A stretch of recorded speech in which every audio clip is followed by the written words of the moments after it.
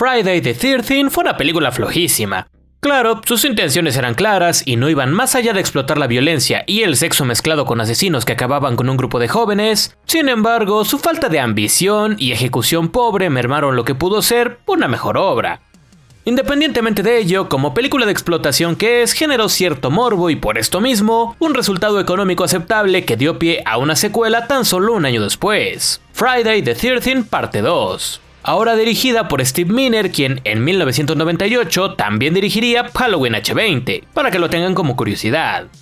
Si el villano de la película original fue eliminado, ¿ahora quién será el asesino? Bueno, originalmente, como copia de Halloween que fue la primera, se pensaba hacer cada película de Viernes 13 como historias de terror individuales, pero se decidió finalmente utilizar a Jason Voorhees, la motivación de la señora Voorhees, siendo la primera obra de esta saga en la que el villano principal es Jason. ¿Qué tal salió? Bueno, vayamos a verla. Advertencia, la siguiente reseña contiene spoilers. Uy, ya no duele tanto. Comenzamos en un barrio durante una noche, donde un hombre sospechoso camina hacia una casa. En ella no habita una persona cualquiera, sino que es el hogar de Alice, la protagonista de la película anterior, y la cual tiene una pesadilla bastante larga de los eventos pasados, incluyendo que fue atacada por Jason. 6 minutos de recapitulación, vaya huevos. Al despertar, la vemos hacer algunas cosas como conversar con su madre, pero es obvio lo que va a suceder desde el minuto 1. Tras un rato, al abrir su refrigerador, encuentra la cabeza de la señora Voorhees y Jason aparece por detrás terminando con ella. ¿La estás sintiendo ahora, don Cangrejo? Dando paso al título de la película. Tras los créditos, nos ubicamos en el nuevo presente, una vez más en el pueblo de la primera cinta y con el mismo loquito, Ralph, el cual le advierte a los nuevos jóvenes. Tras una broma pesada, donde les remolcan su camioneta, se reúnen con otro chico de nombre Desechable y parten los tres a Crystal Lake, revelándonos que estos irán allí porque estarán en un curso de capacitación para cuidadores de campamentos. También pudieron hacerlo en la casa de los Myers, si se trataba de hacerlo en lugares donde despedazaron gente. Claramente, ya hay alguien vigilándolos a la distancia. En el lugar, la última en llegar es Ginny, la asistente de Paul, el que dirige este curso, siendo ella nuestra protagonista que claramente tiene algo con el tipo. Por cierto, parece que su auto no funciona muy bien. En la noche, como si nada, Paul decide contar la historia de Jason, agregando que cuando se ahogó, nadie encontró su cuerpo y que la gente cree que este sobrevivió, creciendo todos estos años, mencionando que Alice, de la película pasada, desapareció 2 meses después de los eventos, creyendo que Jason vio cómo decapitó a su madre, por lo que decidió vengarse. Nadie el Jason. Soy la venganza. También, por supuesto, se establece que este matará a todo quien entre de nuevo a Crystal Lake, siendo esto una broma para todos. Mientras Ginny y Paul tenían su momento dulce, son observados por Ralph, el cual no dura mucho cuando Jason lo elimina por detrás. Ahí quedó el loquito. Y el asesino se mantiene vigilando a los chicos en el bosque, siendo encontrado por el perro de una de ellas. Le cayó el desayuno, unos tacos de su perro. 2 de los jóvenes, los más tontos al parecer, deciden explorar el campamento sangriento mientras los demás nadan. Encuentran así lo que quedó del perro de hace rato, pero antes que nada, son detenidos por un policía que los regresa, pero sin ser castigados realmente. De camino de regreso, el oficial ve a alguien adentrarse en el bosque, así que lo persigue hasta una cabaña horrenda en medio de la nada. Pero apenas ve algo que lo sorprende, Jason acaba con su vida de un martillazo. En la noche, algunos de ellos salen a divertirse en el pueblo, quedándose otros en el campamento, incluidos los 2 curiosos que están castigados a partir de ahora, siendo el momento perfecto para que el asesino los elimine al no quedar autos disponibles por lo que no pueden escapar. Una de ellas decide nadar desnuda porque sí, siendo molestada por un tal Scott que claramente la desea rellenar. Pero termina cayendo en una trampa, teniendo que buscar la joven un cuchillo para soltarlo, dejándolo indefenso para ser el primero de ellos en morir a mano de Jason. Después, sigue ella cuando encuentra el cuerpo. ¡Cadáver malo! ¡Cadáver malo! ¡Asustas a Smithers! Somos llevados con Ginny y compañía al bar donde fueron a divertirse, dando pie a hablar de Jason, siendo que los tipos no creen que este siga vivo por ahí, pero esta se dedica a repetir la leyenda que contó antes Paul, aunque con diferentes palabras sobre cómo el asesino podría buscar venganza por la muerte de su madre, la única persona que realmente lo amó. Igual pudo hablar con ella, ¿no? La siguiente víctima es otro de los chicos, uno en silla de ruedas que recibe un machetazo en la cara mientras esperaba a una chica para hacer el delicioso. No fue la penetración que buscaba. Por otro lado, los dos escapistas sí lograron venirse, por lo que Jason, celoso de que solo se da animales, los atraviesa, acabando con estos muy poco tiempo después del chico en silla de ruedas. Y hablando de este, la chica que se lo iba a detonar se encuentra con Jason, que se tapó por el frío, hallando también el cuerpo de uno de sus amigos y por supuesto también siendo eliminada. Al regresar este par, encuentran una de las camas empapadas de sangre, momento en el que la luz se va y comienzan a buscar en el edificio. Y finalmente Paul se topa con Jason, comenzando una pelea donde hizo más la ONU que Ginny, que esta solo se quedó viendo a ver cómo se vergaban a su novio, huyendo después al baño. Iniciamos entonces una persecución donde ella intenta huir en su auto, que nunca arranca bien, teniendo que dejarlo cuando Jason atraviesa el capó fácilmente. También se esconde debajo de una cama para poco después volverse Ash Williams, cortando al tipo con una motosierra y noqueándolo con una silla. Golpéalo en la cabeza. Ella huye a través del bosque, o podía usar la carretera y llegar al pueblo, y se termina perdiendo, encontrando la cabaña de Jason que la sigue persiguiendo. Allí, la chica ve lo que había alterado al policía antes. Un altar con la cabeza de la madre de Jason en el centro junto a otros cuerpos a su lado, incluida nuestra protagonista pasada. No se le ocurre mejor idea que ponerse el suéter viejo de la madre y fingir ser ella para evitar que éste la mate y permitir que ésta pueda terminar con él. Aunque se lo cree por un rato, cuando ella se mueve un poco, deja ver la cabeza momificada y éste la ataca de nuevo, hiriéndola. Aparece entonces Paul para un segundo round, solo que esta vez la chica se ayuda macheteando al cabeza de costal en el hombro. ¡Pendeja, era en la cabeza! En una escena que referencia a la cinta pasada. Le destapan el rostro, insinuando que el tipo es más feo que pegarle a tu mamá el día de su cumpleaños, y se van. Llegan al campamento, pero parece que Jason volvió por más, siendo solo el perro que pensábamos este se había comido.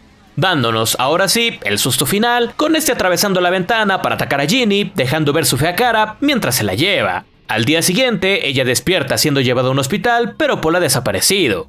Cerramos entonces con Paquita Cabeza, dando a entender que Jason seguirá vivo un tiempo más. Unas cuantas poquitas secuelas nada más. Pobres tontos, sigo vivo.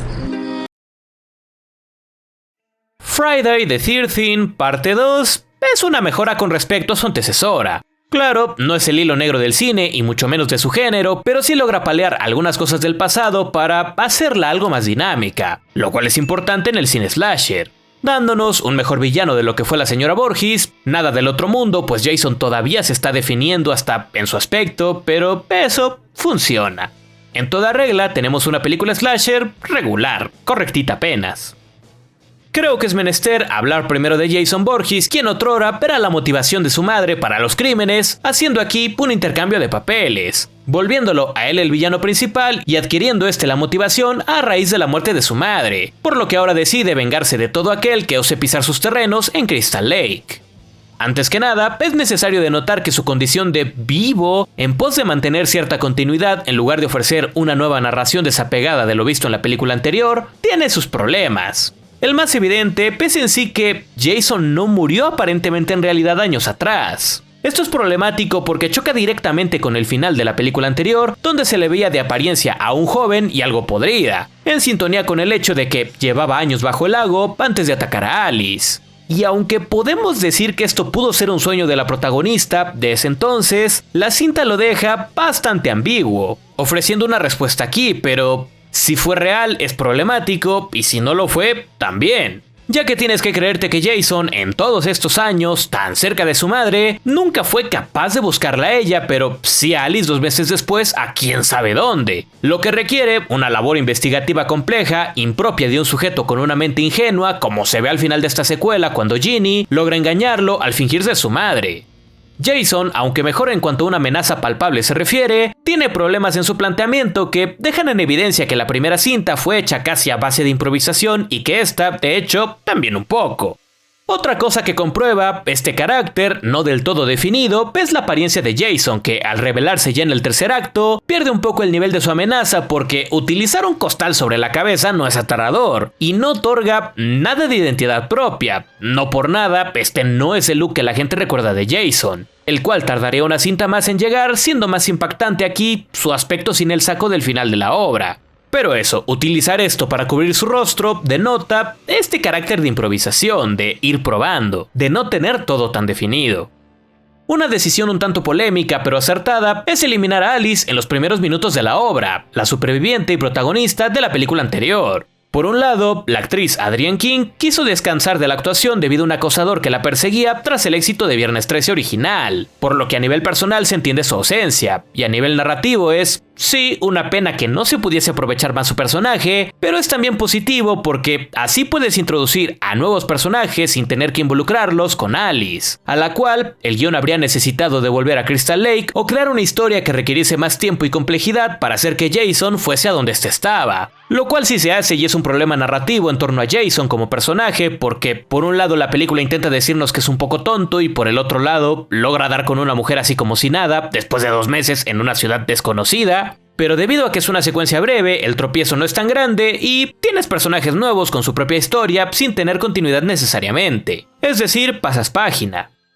Esta secuela, al igual que su predecesora, es bastante directa en sus intenciones de cine de explotación, por lo que siguen esa ideología honesta de no ser más que eso, pero al menos ahora sí logra un mejor trabajo de montaje, lo que la hace menos lenta. No perfecta porque todavía tenemos algunas escenas intrascendentes que están ahí para llegar a la hora y 20 minutos, pero el ritmo es más equilibrado, teniendo algunas muertes mejor distribuidas al inicio y después de la segunda mitad, siendo algunas más explícitas que anteriormente, pero conservando una que otra fuera de pantalla, y de nuevo sospecho que es por el sistema de clasificación de la época. Otra cosa que mejora en torno a la violencia y el suspenso del clímax es la persecución final. Otrora cómica sin intención, aquí no es que sea un masterclass de cómo hacer estas secuencias, pero sí se le puede tomar algo más en serio al ser Jason más intimidante de lo que fue su madre a pesar del costal de papas. Sí, Ginny llega muy convenientemente a su cabaña, pero es un tropiezo que no necesariamente condena la obra. Y en realidad, no mucho más. Esta película, como dije, es sumamente concreta en intenciones y ejecución. Su guión es bastante simplón pero correspondiente a este tipo de obras. Aunque es una nueva historia con un nuevo villano principal, guarda algunas similitudes, tales como la vista en primera persona que se utiliza ocasionalmente para mostrarnos que Jason vigila a esta gente, y contamos encima con conexiones como la ya mencionada Alice y Ralph, el loquito del pueblo que muere en esta entrega, dejando el camino libre para posteriores entregas y que cada una, o casi, tenga sus propios protagonistas y diferentes enfrentamientos con Jason Voorhees. Igualmente es llamativo que Ginny, protagonista de esta obra, se salga un poco del estereotipo del género, siendo una chica sarcástica, menos angelical, y no siendo tampoco la chica virgen, ya que vemos que pasa una noche con Paul, y dicho sea de paso, su actuación es un tanto más digna de lo que vimos en la cinta anterior, así que ya la hace más creíble y menos cómica inintencionalmente. Friday the 13th, parte 2, aunque todavía se percibe como una película de una saga que sigue buscando su identidad y comete errores, es una mejora con respecto a su antecesora y a pesar de su claro envejecimiento, es más funcional, pero no más que esto. Y bien, es así como hablamos de esta secuela, por lo que dejaremos descansar la saga de Viernes 13, y así, el siguiente viernes, tocar otra continuación estrenada el año pasado, Megan 2.0, dirigida por Gerald Johnston, ya que sí, esto tuvo secuela. Así que nos veremos la siguiente semana. Sin más por hoy, yo me despido. Soy DF1 y nos vemos en el próximo video. Friday the 13th. Part 2. No olvides que la miniatura de este trabajo fue realizada por Franco Presenda. Sus redes sociales y las mías estarán debajo en la descripción y el comentario fijado de este video. Si deseas una reseña en específico, ver los videos antes que nadie o ser mencionado al inicio de estos, ya puedes ser miembro del canal en sus distintos niveles. Y no olvides dejar tus super gracias para que le pueda comprar una máscara decente a Jason Voorhees.